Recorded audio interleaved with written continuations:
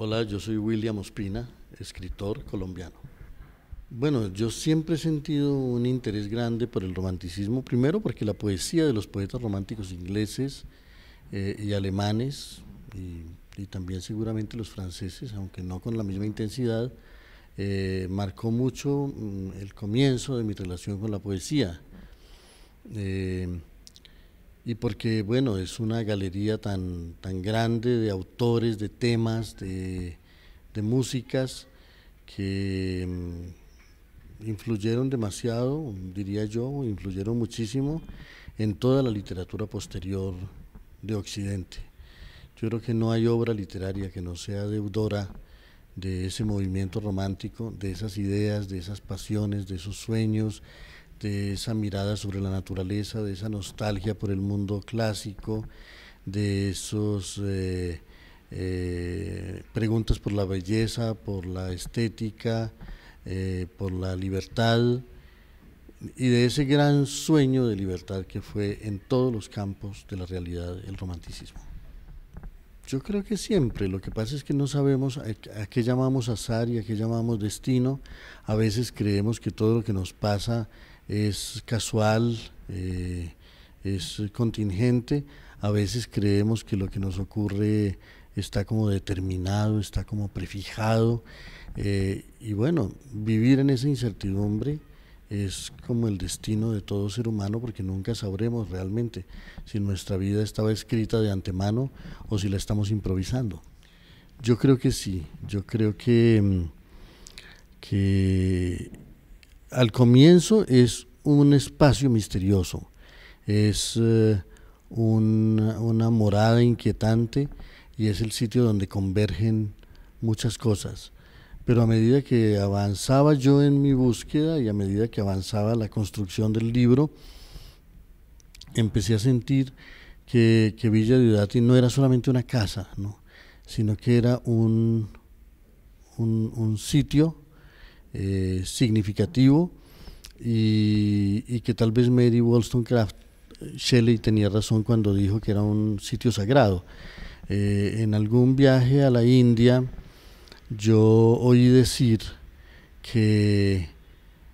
que para los hindúes no es que todos los árboles sean sagrados, sino que en un bosque hay un árbol que lo es, y que el deber de los seres humanos es descubrir cuál de todos esos árboles es santo, e ir a clavar en él una bandera y convertirlo en sitio de plegaria o de meditación. Eh, Me gusta esa manera de mirar las cosas, no sé si sea literalmente una verdad o si sea el llamado a que le prestemos atención a ciertos signos y a ciertos lugares. Y cuando descubrí que en la Catedral de Notre Dame, en el espacio que hoy ocupa la Catedral de Notre Dame en París, hubo antes un templo cristiano, pero antes hubo un templo romano y antes hubo un templo celta, eh, o que en el Vaticano, antes de que fuera el centro de la cristiandad, ya era la colina de los Bates, de los adivinos, en la Roma imperial. Me digo, la humanidad siempre ha sentido que hay sitios privilegiados, por alguna razón, donde se concentran las energías o donde cae de cierta manera la luz o donde algo ocurre. Y bueno, Villa Diodati, después de todos estos años de búsqueda y de obsesión, ha terminado significando para mí un sitio misterioso, un sitio significativo, un lugar donde ocurren cosas. En este caso la obra me buscó, me encontró, me persiguió y casi no me abandona, ¿no? Hay otros casos en los que yo he tratado de buscar la obra, pero no sé si también cuando uno está buscándola hay huellas antiguas que lo mueven, ¿no? No todo depende de la voluntad. Eh, Creo que también es muy romántico verlo así, pero, pero también Freud ha razonado que, que no gozamos de mucha información sobre las causas profundas de nuestras obsesiones y de nuestras preguntas, y que si llegáramos a interrogar un poco más, descubriríamos que muchas de las cosas que nos parecen nuevas y que nos parecen súbitas y que nos parecen voluntarias obedecen a letras muy profundas del texto de nuestra vida. Bueno, juega muchos papeles porque la historia es el escenario natural donde ocurre todo, es el conjunto de fuerzas que rige la dinámica de los destinos y de los libros, porque no hay libro que no sea histórico en ese sentido, en el sentido de que ocurre siempre en alguna parte y es un tejido de causas y efectos, y porque hay un diálogo que es muy inquietante y muy apasionante entre la ficción y la realidad. La historia parece que es lo contrario a la ficción, parece que es lo que es real, documentadamente real, y sin embargo buena parte de los grandes hechos históricos son hijos de grandes ficciones, ¿no? Si pensamos en las religiones que han movido al mundo, son fruto de grandes sueños o de grandes mitos que tienen un componente de ficción. Tal vez lo que llamamos realidad y lo que llamamos ficción, lo que llamamos historia y lo que llamamos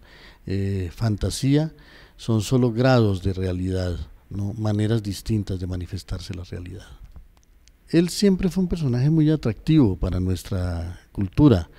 para nuestra civilización, y no lo fue gracias a su muerte trágica, porque ya en vida era un personaje muy visible, muy llamativo, era un ser lleno de contrastes. Su belleza física, su imperfección física, su talento, su maldad, su pasión, su vistosidad, el hecho de que todo lo que hacía era llamativo, y el hecho de que después de haber pasado una infancia tan pobre, la riqueza lo hubiera vuelto de alguna manera dueño, no solamente de su vida, sino de la vida de mucha gente, hizo de él un personaje muy llamativo. Sin embargo, a medida que yo avanzaba en la escritura de mi novela, Byron, que al comienzo me parecía tan elegante, tan llamativo, tan brillante, tan excepcional,